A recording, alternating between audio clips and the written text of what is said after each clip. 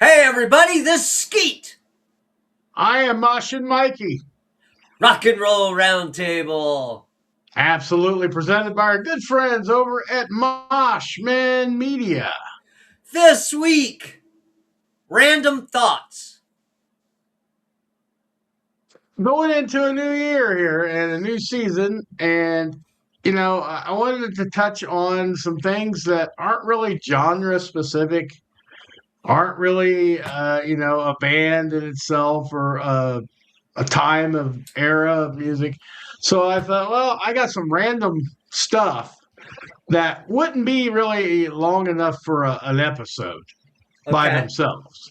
But if you put them together, a few things, then you have what you call the random thoughts episode. So Good deal. that's where I went with this, and to start off the year and just not have a specific any area. It's like encompasses everything music wise with the many topics, I guess you would say, that I have for this episode.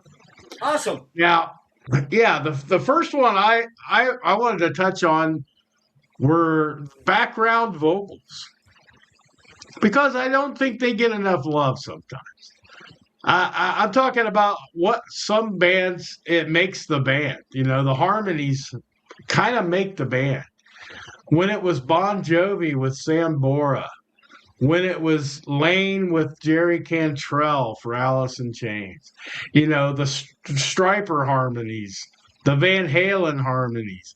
So, but my big thing with background vocals, as cool as they are, I put myself as the point of view, as the young kids call it, the POV, the point of view of a pure background singer. And some of that's got to suck, dude. I mean, you think about some of the songs, just random songs I have in like my head, like, okay, The Offspring, where you're just doing the woes.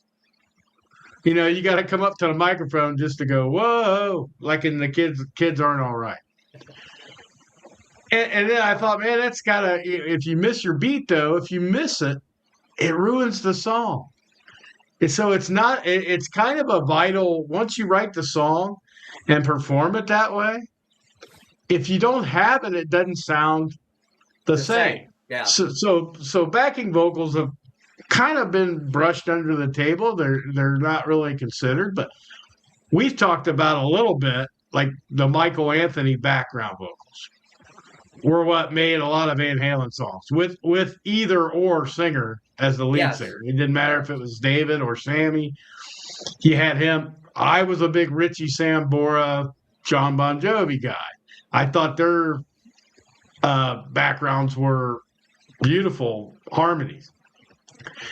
And you got the what I talked about, the Alice in Chains. They almost double vocals because Jerry sang way more than a typical background vocals would fit.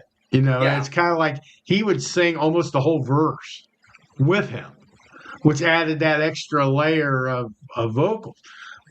That's kind of like a co-lead, if you ask me. It's almost not really background vocals, but you've seen through all the years the girls, like Motley Crue, the girls video, and Nasty Habits. The yeah, Nasty Habits of the 80s. I saw them last year, and it was like that's the first time I'd seen the girls, on the stage, and it added an element, not just because they're dancing, but the background vocals not only helped the song be original, like Girls, Girls, Girls, it was right there, but also it helps the singer. It really does. and some of these guys are getting to the point where the background vocals should be the lead vocalist, the Don Dawkins of the world. His bass player is a phenomenal background singer. Wow. But I mean, he's really holding it up for him. Yes. And without that, it would be probably a pretty dreadful sounding experience. But in their defense there, it was always the background vocals. Dawkins always had that. Yeah. They always had quite a bit of background vocals. Well, Pilsen When we Yeah. saw him and when we went to Greenville and saw him in Greenville, I didn't realize how much Pilsen filled out that sound. I really didn't. Yeah. Yeah. And a lot of these people could be singers in their own right. And some of them actually go on to, well, we just had recently talked about Foreigner, where their guitar player, who was doing background vocals with Pilsen with Kelly Hansen singing, he's now moved to the lead singer spot and didn't miss a beat.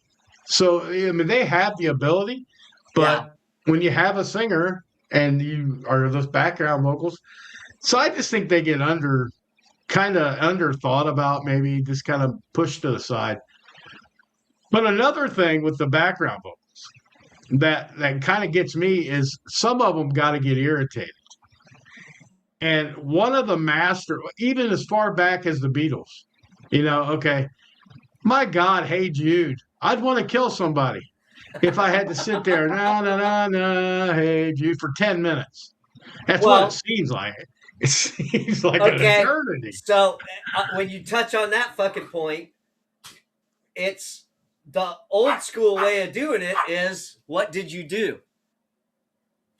You did a track and you didn't cut and paste like they do now. Right. So there's that difference now where it's a lot easier to do that when you could cut and paste that same vocal in the spots where you need it. Whereas back in the day, you had to fucking be on time, come in. I mean, you didn't have to be in the same booth because you could always do another track. But you know what I'm saying? Yeah, yeah. And it just, to me, it would be so daggone redundant after, I would be one to say, can't we cut like 5 times off of this sucker? I'm getting tired of singing this. And when I thought about that, I thought that was one of the first songs popped in my head. Then I go, okay, what about Lovin', Touchin', Squeezin' by Oh Journey? yeah. How long do they do that at the end? And it's like, when I saw them live, it was like a whole thing, man, where they would do it for a while, then they'd get the crowd to do it. And then they did it together. Then they did it on their own. They had like a drum. The music would almost quit. It'd be like a drum, and the crowd would be doing the na na na na na. But it was a 5-minute experience. It's like, okay, I mean, it's just, I'm not that into this song, guys. I mean, call it a day. And I remember one guy does it a lot, and you might not think of it until I say it. But go listen to some Bob Seger. Oh You God. know, Yeah. Night Moves. Oh my God, Night Moves. Forever and ever. Night Moves. And he's singing in the middle, I'm gonna do her down, and Yeah. Night Moves. It's like, how bullshit would that be as a background singer, man? Well, And Bob Seger might be the master, because I started thinking about Bob Seger, and I actually pulled out like the greatest hits and said, I want to see how much this is really a theme for him. Because, I thought, Fire Lake, oh my God. Who wants to go to Fire? over 100 and yeah. times. And the master might be either Like a Rock, which is Forever and Ever and Ever, or the classic Against the Wind. I'd want to throat punch somebody on that song. Oh my God, Against the Wind. And he Yeah. sings in between it, still running. Running against the wind, and you got to sit back there as a background vocal, probably bored out of your skull, because that's not Counting like a heavy 1, rocking song. 2, Yeah, against the so wind. win 2. You be over there checking your 4. phone against the wind. It's like, as much as I admire background vocals and think they're very dominant in songs, I think as a performer, that would irritate me to no end. I just think it would. And when we did the band together, we had very limited. You had very limited background vocals for me, and maybe it would have sounded better on some songs with more of them. But I would just think, I don't remember any songs that I personally have written that would drag out to the extent of Against the Wind. Yeah. It's like I'm more of a Nirvana guy. Get to it, punch it out, 3 minutes, call it a day. You Yeah. know, maybe not the repetition vocals like every verse is the same, like Cobain did a couple times, or Misfits did. Think about that Misfits song. We are 138. That's the whole song, dude. And the background guys are that's their only, we Yeah. are 138. And they just say it and they speed it up a little bit. And they still say, we are 138, the whole song. Yeah. It's like, I don't know, man. Maybe I'm being too particular. It's something that became an earworm. So now every song I listen to, I kind of go that route. Say, how Oh long are they going God. to do these background vocals? And we had a comment on our last one from your ex buddy, Roy Rogers. Oh yeah. He Yeah. does the Roy about Bop being an earworm. And it's like, yeah, imagine them guys having to say Bop that many times back in it. I'm just like, you wouldn't be able to sleep at night. I don't know how you could sleep at night having to sing that every night that long, over and over and over. Even the kids that weren't the singer themselves get a break from it if you think about it, because they Yeah. usually go off on another tangent in between, Yeah. kind of like Night Moves with Bob Seger. He's going, oh, night Yeah. Yeah. moves, and they're just back here, night moves, night moves, and they maybe change their affliction a little bit. I'd probably turn into a screamo guy by about the 10th one. Night moves, just to disrupt the whole pattern of that, because it would drive me crazy. Now I don't know. What's your perspective on stuff like that? Would it drive you crazy, or you think it's a necessity? I I don't know. I kind of, because of the way we used to do songs, and a lot of times when we first started out, you did your own backgrounds. Yeah, yeah. Studio So wise, yes. in the early days, and then as we progressed, then as I got my confidence up to do backgrounds while we're playing and started practicing it, then we had a few more songs where I was able to chime in. And you know what did you think when John finally piped in and we had actually two people doing background vocals with your vocals? I mean, did it sound better? Did it sound fuller to It was you? different. It was just it was at first it was like a different thing altogether, because that's like I'm not used to hearing it other than in the studio. When I would do it over my own vocals, it was like, okay, that's one thing, but to hear it live was a different thing. Now I Yeah. heard yours, and then I heard, John's he went a little higher on some songs, which complemented what I was doing. And you're a little higher than me, but I was like the baritone, I guess, and you were Yeah. an alto, whatever. He was more of the higher end. So I think that blended well. I think the one time that I really noticed background vocals the most was just at a one-off jam at the ranch out there. Okay. And I think we had guys from other bands. It was one of those all-day kind of Yeah. get-together jams we did. And there was like two or three guys that were in actual, they were in other functioning bands as well. And we were doing covers of some sort. And I heard like one guy, our buddy that plays in a band, Daryl, I'll just say his first name, Daryl. And I know, knowing he's a singer too, but when I heard his vocals with my vocals, and then I think maybe John on the other side, all three together, it was like, oh wow, that's harmony. Okay, now I get it. I'd Yeah. never really had the whole, because it was like not just a word or two, it was like the whole chorus they joined in.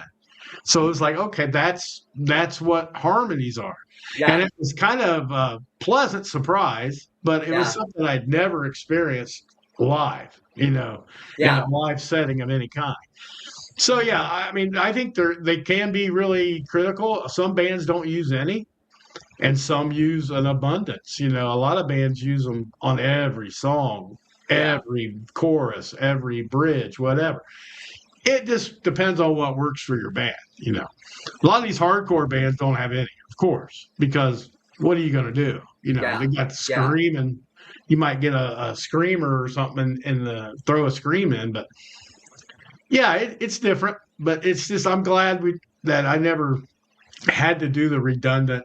Uh, just Well, redundant songs in general are like irritating, but the background vocal guy's got to be the worst gig right there.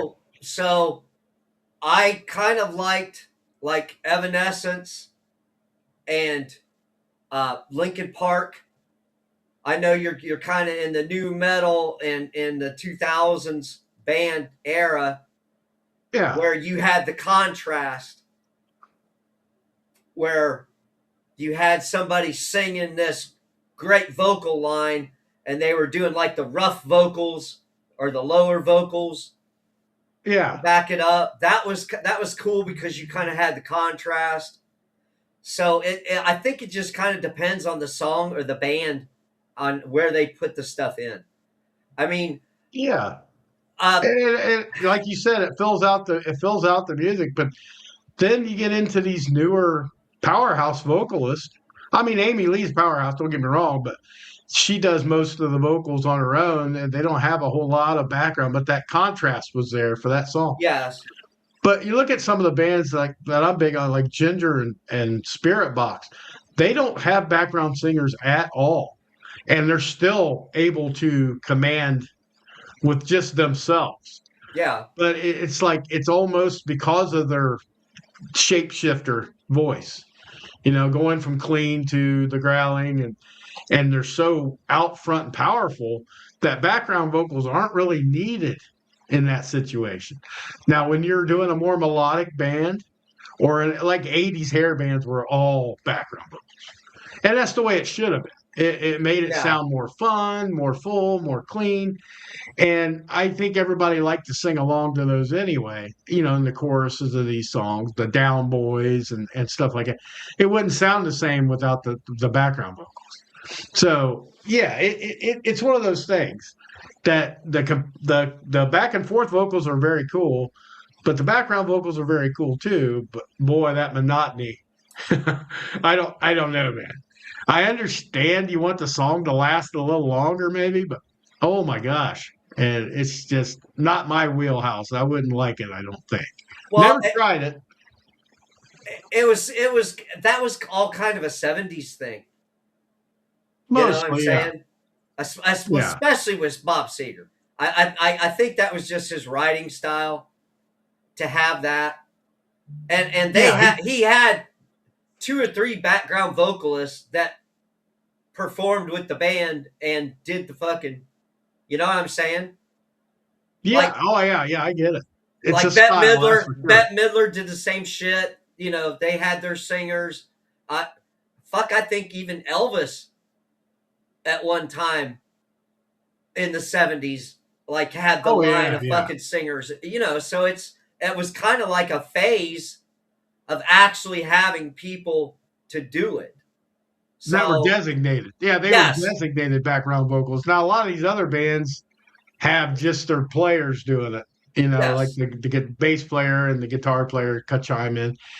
If they're designed as background vocalists, it probably wouldn't bother them as much because that's their time to shine. yeah, But for me, I don't know. I don't know if I could have a gig as a background vocalist. It's like Meatloaf and stuff, where he had some theatrical background vocal, but they all got their chance to sing really high, and yeah. they would actually sing a whole chorus of a song. It's like it was a little different, but so yeah, that was my take on background vocal. I just thought, I never really discussed harmonies and background vocals and what we thought about them. Now, the other one of the other random thoughts I had, and this was something I had in my head, and then you sent me a link because I had just talked to somebody, I forget who it was, like at Thanksgiving or something, about the amount of subgenres. It's like, my God, anything. They got anime slam. They have all this weird music. So you send me this link, for every Yeah. noise. Everynoise.com. It's the ultimate musical rabbit hole. It really is. This guy, the video you sent me, was like talking about it. So I go to this website. My gosh, dude, there's something for everybody, and there's everything and anything. Every noise is a beautiful title for that. But when do subgenres get to be just too much? Why? I mean, can't we keep it simple a little bit? You know? Okay. So I sent you that and I looked at it and I was like, I'm not fucking reading all this shit. I'm not. But It's I sent yeah, it to you because I knew that would pique your curiosity. And I just was like, it's almost like back in the day when they gave everybody who played on the team a fucking trophy. That whole era where everybody, the losers get a trophy, and yeah, it's like, what the fuck? It's just overkill. This everybody's got a job. We don't know what to classify you, so we'll make up a new word. It's fucking yeah. insane, man. I'm into a lot of different music. You know that, and there was plenty of those that I knew I wasn't going to know because a lot of them were European, techno, dubstep kind of stuff. And I thought, well, this I wouldn't know, but cyber metal, I'd never heard of that, but I actually didn't mind that. But Oh, to me, really? it was just alternative metal to me. It didn't sound. Why is it called cyber metal? I was at a loss, so I Yeah. went through and listened to about 2 hours of this stuff. Everything from and one I still don't know. It's considered, I guess, a major category. I don't know what slam is. I really don't understand what slam is. It just sounds like hardcore. It just sounds like rough, hard music. But there's a whole 10, 20, 30 subgenres of slam music. So the anime slam, that's not a joke. That is like the anime music amped up. It's Okay. like why don't we just call it techno? Put it in the techno category.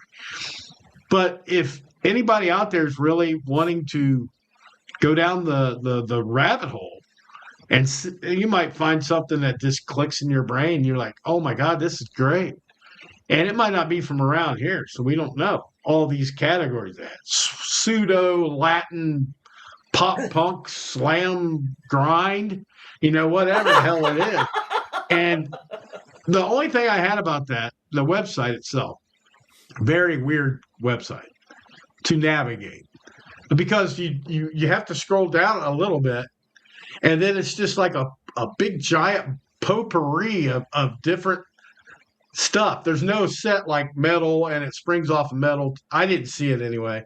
It just seemed like it was just random spots where techno's here, dubstep's there, metal, Nothing there's connected. It just punk. was all just. Yeah, it's just like a jumbled mess. And it's kind of a cool website, really, because you click on it and hear what it is. So I mean, it's a well done. It's a lot of information in that website. Yeah. I just couldn't follow it at first. You really got to kind of, it's random. You talk about random thoughts. That's a random website. But it does have like when you click on it, you can click on it and see the band, and they have like Spotify links on that stuff. So Wow. it's a very useful website, and you'll spend way more time than you want to. How I long? mean, How oh, long? I was just 2 hours, and I didn't scratch it, man. I didn't even go Wow. into the very, very weird shit. I found Ukrainian right away. I found Ukrainian metalcore. I was like, all right, it's gonna be ginger. No, it's some speaking in Ukrainian. It's like, but they were heavy. They were heavy as shit. And it's like, Well, well, that's different, but I don't like music I don't know the language to. It just doesn't, you know, they have it because actually Ginger does have songs where she sings in Ukrainian, Russian, yeah. whatever they call a half the song and then switches back. So it's like I've heard that before, but not for the whole. the whole gig. But you get into some of this stuff in Europe or in Japan and Asia and all that stuff. Man, there's some weird music. A lot of electronic stuff, a Yeah. ton of electronica, but some of it's not freaking bad. So it's like it just opens your eyes to, yeah, I live in a pretty tight bubble, to be honest. Yeah. I mean, I listen to a lot of different music, but I like to stay in the realms of, if I'm going to be completely honest, I listen to basically everything from classic country to grindcore. Yeah. But there's so many things outside of that in this website. It was awesome. And I mean, but like I said, is it overkill? Because if I went through those with a fine tooth comb, I could probably place them in some other genre. I don't know why they have to. Is it just to make yourself feel special? I don't know. I, Is that I've it? got a feeling that's what it is. I mean, I kind of think I'm going to have to look at that site a little bit better because somebody turned me on to a, a Mexican punk rock band and did not understand a fucking word, but those guys were kicking fucking ass, dude. I was like, Yeah, the music's I fine. fucking Yeah, like this. I just like to know the words, but a lot of it I don't. Just music wise, I'm like, and it's driving, it's going, and it was fantastic. There was Chinese bands, and they had the accents and everything, and I'm like, that's weird. Just weird to me because I tell you, I don't want to downgrade Chinese, but that's what it sounded like to me. It was just the old stuff you would see people like making fun of. Yeah, It's what yeah, it sounded like that to me because I don't know any of the language. yeah, It's just the higher pronunciation and stuff in a metal band. It's like it's not loudness, like when loudness came over from Japan, they had that thick accent but they sang in English. So well, it was like broken so English, but yeah, it was there. so here's my fucking point is you don't know if it would fucking translate and flow the same Right. Yeah, with these other languages when they're doing their songs. So exactly. for me to actually get a translation, would it still fit the fucking music? And that's what kind of the old light bulb goes off and goes, I wonder what that would sound like singing, say, to an English translation, if it would completely ruin the song because of the Well, words that they yeah. use. It could very. I'm thinking if you don't know English, you got to kind of go with what your language is to write the song around it. Because if you don't know English, you're just going to have very limited vocabulary. If you know a few words of English, you don't want to do that. You don't want to cut yourself off.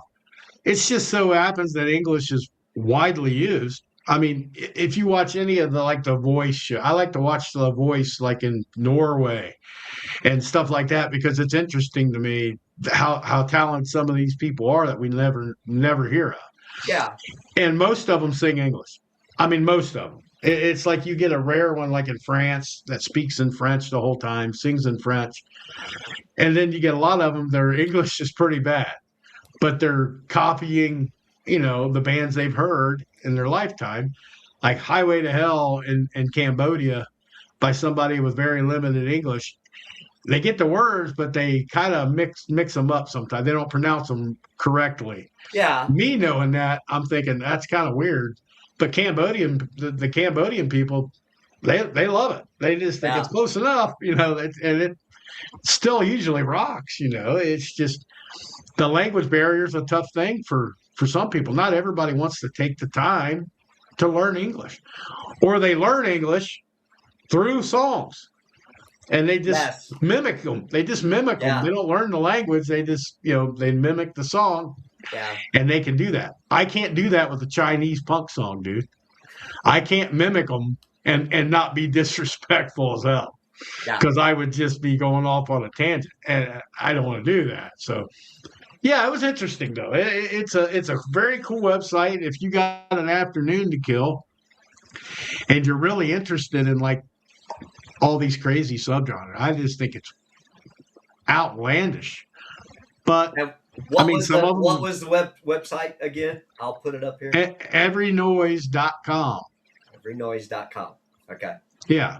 And it takes a minute to load, so be patient. And then because it's got a lot of information.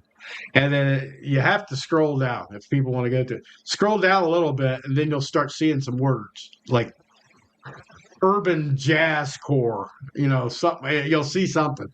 And you just click on it. You click on it, and it plays that style, a Wow. band from a random group that's on that style. And if you want to investigate, you just click it again. I think if they pops up the band name, the song, blah blah blah. So it is cool. Yeah, I mean it Oh, is I'll be really damned. cool.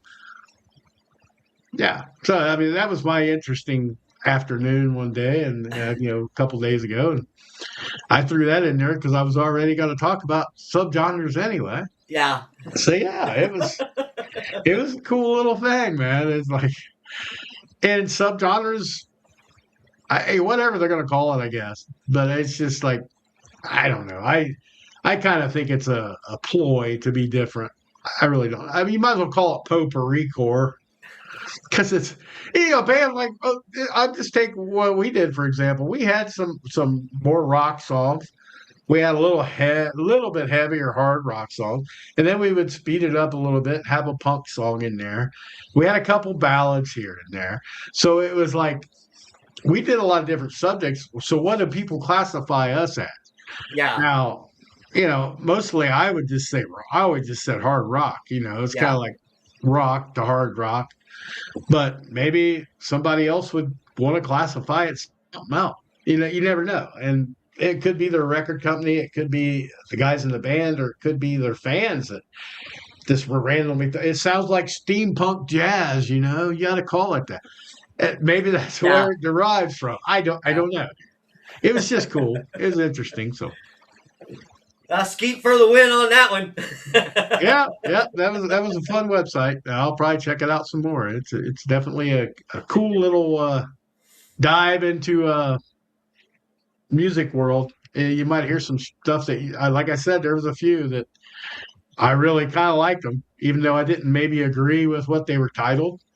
I just thought they were this or that, but they were cool songs, and give them props for that. So Can't beat that, man. It always gets people to listen to something new and something different. And yeah. again, all those subgenres, it was just like I can't even. I'm gonna hand this off here, Mikey. Oh yeah, you got to check it out though. If you get time and get bored, just click. You can just click on a handful of them, and at least you get a sense of what's going on, and then go back to that site and check it out, and might find a new, musical sensation that you love, and it might not be easily accessible to us, but it's on that site. I'm guaranteeing it. So There you go. whatever it is, it's on that site. So. All right. Well, Mikey, you want to wrap her up for the week? Yeah, I think that's enough random stuff from me, unless you want me to keep repeating like against the wind 158 times. No, that we'll just But we'll keep the classic rock the way it was. that's the plan. All right. This is Skeet. I am Mosh and Mikey. See ya. Peace out.